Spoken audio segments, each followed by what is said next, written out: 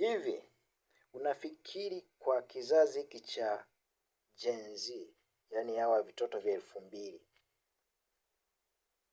kati ya mafaili haya mawili, faili la ngono na faili la Biblia kwenye simu yake pale ambapo inakuwa imejam, kinaweza kufuta faili gani?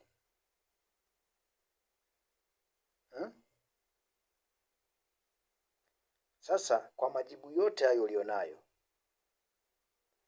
jitahidi kumuomba Mungu kizazi chako kisiwe kwenye majibu ya hasi, kiwe kwenye majibu yenye uchanya, kwa maana ya kwamba tulipo ni pagumu, tunakoelekea ni pagumu zaidi.